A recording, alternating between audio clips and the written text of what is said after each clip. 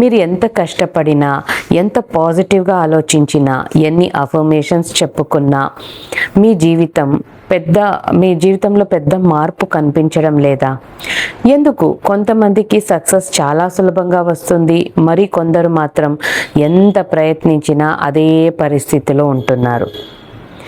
అది అదృష్టమా, లేదా డబ్బా, లేదా చదువా? కాదండి. మీ జీవితాన్ని నడిపిస్తున్న ఒక కనిపించని శక్తి ఉంది. ఆ శక్తి పేరే మన సబ్కాన్షియస్ మైండ్. సో ఈరోజు చెప్పబోయే విషయం మీ ఆలోచించే విధానాన్ని పూర్తిగా మార్చేస్తుంది. కాబట్టి ఈ వీడియోని మీరు చివరి వరకు తప్పకుండా చూడండి. నమస్తే అండి, నేను త్రివేణి.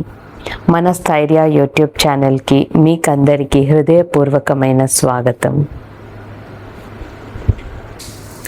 మన ఛానల్లో మనం కేవలం మోటివేషన్ గురించి మాత్రమే మాట్లాడము. మన మనసు ఎలా పనిచేస్తుంది, మన భావోద్వేగాల్ని ఎలా మనం హీల్ చేసుకోవాలి, మన జీవితంలో ఇన్నర్ స్టెబిలిటీ ఎలా పెంచుకోవాలి అనే విషయాలను చాలా సింపుల్గా నేర్చుకుందాం. సో ఈరోజు టాపిక్ చాలా చాలా పవర్ఫుల్గా ఉంది. సపోజ్ మీ ఇంట్లో పెరిగిన 2 పిల్లలు ఉన్నారనుకుందాం. ఒకరు జీవితంలో చాలా ఎత్తుకు వెళ్తారు, మరొకరు సాధారణ జీవితాన్నే గడుపుతారు. ఒకే స్కూల్, ఒకే టీచర్, ఒకే బుక్స్, ఒకే ఎగ్జామ్, అయినా ఫలితాలు ఎందుకు వేరు? దీనికి సమాధానం ఈ వీడియోలో తెలుస్తుంది. మన జీవితాన్ని నిజంగా ఎవరు నడిపిస్తున్నారు? మీకేమైనా తెలుసా? మనందరికీ ఒక భావన ఉంటుంది, నా జీవితానికి నేనే నిర్ణయాలు తీసుకుంటున్నాను అని అనుకుంటుంటారు కదా. కానీ నిజమేంటో తెలుసా? నిజమేంటంటే మన జీవితంలో జరిగే చాలా పనులను కాన్షియస్ మైండ్తో కాకుండా మనం సబ్కాన్షియస్ మైండ్తో చేస్తుంటాం, మనకే తెలియకుండా. ఎలాంటివంటే, ఉదాహరణకు మీరు సైకిల్ లేదా బైక్ నడిపేటప్పుడు ప్రతిసారి గేర్ ఎలా మార్చాలి, బ్రేక్ ఎప్పుడు వేయాలి అని ఆలోచిస్తూ నడుపుతారా? లేదు కదూ. ఎందుకంటే అది ఇప్పుడు మీ సబ్కాన్షియస్ మైండ్లో ప్రోగ్రామ్ అయి కూర్చుంది కదా. కానీ స్టార్టింగ్లో మీరు ఫస్ట్ టైం బైక్ నేర్చుకునేటప్పుడు అప్పుడు మీ ప్రతి ఒక్క చిన్న విషయాన్ని కూడా ఆలోచించి చేస్తుండేవారు కదా. అంటే బ్రేక్ ఎప్పుడు పట్టాలి, ఎక్కడుంది, ఎలా అని చూస్తూ చేసేవారు. కానీ ఇప్పుడు అలా కాదు. ఎవరితోనైనా మీరు వెనక కూర్చోపెట్టుకొని ఎవరినైనా మాట్లాడుకుంటూ కూడా బైక్ నడిపించేస్తున్నారు కదా. ఇదే ప్రోగ్రామింగ్ శక్తి. ప్రోగ్రామింగ్ అంటే ఏంటండి అసలు? చాలామంది అడుగుతున్నారు వాట్సాప్లో, ప్రోగ్రామింగ్ అంటే ఏంటి అని. ఒక మొబైల్ ఫోన్ కొనుగోలు చేశారని అనుకుందాం. దాంట్లో ఎంత మంచి ప్రాసెసర్ ఉన్నా కూడా సాఫ్ట్వేర్ సరిగా లేకపోతే ఫోన్ బాగా పనిచేస్తుందా? పని చేయదు కదా.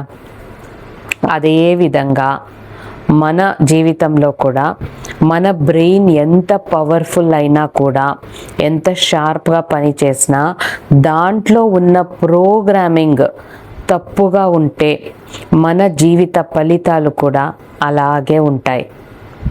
సో ఏం జరిగినా అది ఆ ప్రోగ్రామింగ్ని బట్టే ఉంటుంది. అందుకే చాలామంది సంవత్సరాల తరబడి కష్టపడినా వారి జీవితం మాత్రం మారదు. మన జీవితం ముందే ప్రోగ్రామ్ అయి ఉంటుందా అని మీ ప్రశ్న అయితే, నేనే మీకు ఒక ప్రశ్న అడుగుతాను. ఒకే స్కూల్లో చదివిన 2 స్టూడెంట్స్ ఉన్నారనుకుందాం. ఆ 2 స్టూడెంట్స్కి ఒకే టీచరే పాఠాలు చెప్తారు, ఒకే టైప్ ఆఫ్ ఎడ్యుకేషన్ ఉంటుంది ఇద్దరికి, 2 ఒకే ఎగ్జామ్నే రాస్తారు. కానీ ఒకరు బిజినెస్ మ్యాన్ అవుతారు, ఇంకొకరు మాత్రం జీవితాంతం ఉద్యోగం కోసం మాత్రమే ప్రయత్నిస్తూనే ఉంటారు. ఎందుకు ఇలా జరుగుతుంది? ఎందుకంటే వారి తెలివితేటల్లో తేడా ఉండకపోవచ్చు, కానీ వారి బిలీఫ్ సిస్టంలో తేడా ఉంటుంది, నమ్మకంలో.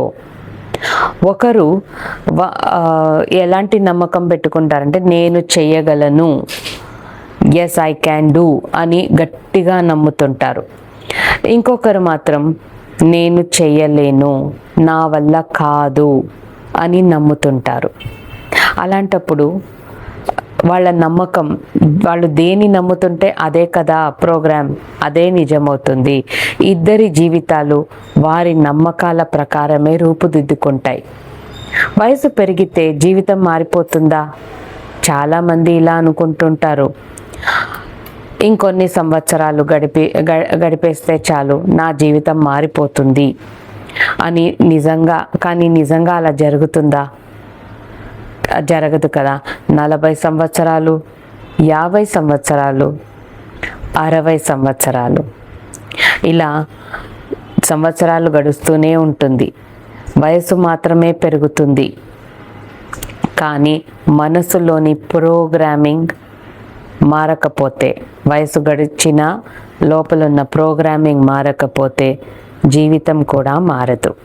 అందుకే చాలామంది అంటుంటారు, నా అదృష్టం ఇంతే, నాకు మంచి అదృష్టమే లేదు, నా జీవితం ఇలాగే ఉంటుంది, ఎప్పుడూ కష్టాలే, నా వల్ల కాదు, నేను చెయ్యలేను అని ఇలా అనుకుంటుంటారు. కానీ వాస్తవానికి వాళ్ళు అదృష్టం గురించి మాట్లాడడం లేదు.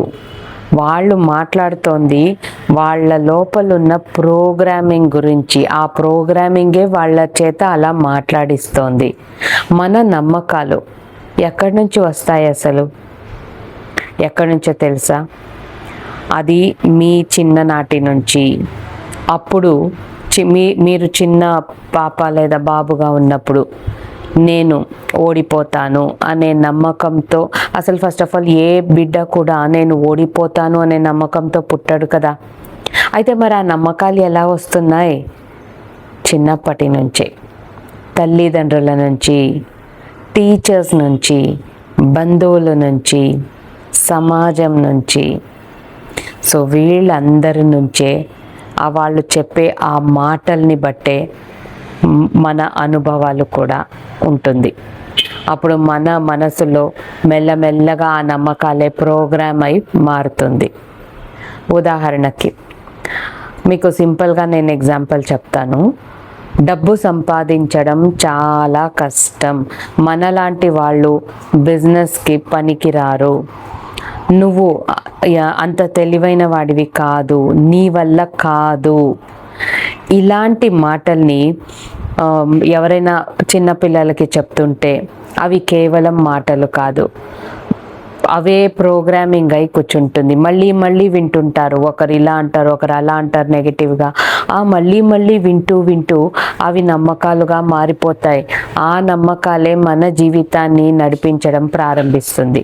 ఇంకొక చిన్న ఉదాహరణ చెప్తాను.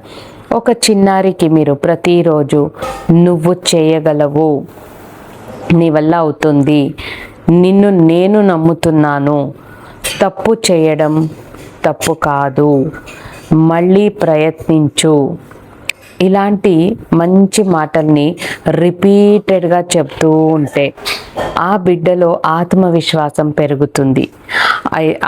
అదే ఆ ఆత్మవిశ్వాసం చిన్ననాటిలో పెరుగుతుంది కదా. అప్పుడు వాళ్ళు పెద్దయ్యాక కూడా అదే ఆత్మవిశ్వాసంతో ఉంటారు. కానీ మరో బిడ్డకు నీ వల్ల కాదు, నువ్వు పనికి రావు, నువ్వు అసలు ఏమీ చేయలేవు, నువ్వు ఎప్పుడు ఓడిపోతావు, ఇలాంటి మాటల్ని చెప్పినప్పుడు వాళ్ళ ప్రోగ్రామింగ్ ఎలా అయిపోయి ఉంటుంది? ఇది కూడా నిజమే అని నమ్మేస్తుంది వాళ్ళ లోపలి ఇన్నర్ చైల్డ్. తర్వాత జీవితంలో మంచి అవకాశాలు వచ్చినా వాటిని ఉపయోగించుకోలేరు. ఎందుకంటే వాళ్ళ లోపల ఆ ప్రోగ్రామింగ్ అయిపోయింది కదా. అతని లోపల ఉన్న ఆ ప్రోగ్రామింగ్ అతన్ని వెనక్కి లాగుతుంది, ముందుకెళ్ళనివ్వదు. సో ఇదండి మీరు ఈరోజు అనుభవిస్తున్న ప్రాబ్లమ్స్కి ఎలా స్టార్ట్ అయింది అనేది ఇది. ఇప్పటి వరకు మనం ఒక ముఖ్యమైన విషయాన్ని తెలుసుకున్నాం. మన జీవితాన్ని మార్చాలంటే ముందుగా మన పరిస్థితులు మారాల్సిన అవసరం లేదు, మన సబ్కాన్షియస్ ప్రోగ్రామింగ్ మారాలి. అది మారితే చాలు, జీవితం ఆటోమేటిక్గా మారిపోతుంది. మన ఆలోచనలు మారిపోతాయి. ఆలోచనలు మారితే ఏమవుతుంది? ఆలోచనలు మారినప్పుడు మన నిర్ణయాలు మారుతాయి. నిర్ణయాలు మారినప్పుడు ఏమవుతుంది? నిర్ణయాలు మారితే మన జీవిత ఫలితాలు కూడా మారడం ప్రారంభమవుతుంది. సో ఇంకా ఇది పార్ట్ 1 అండి.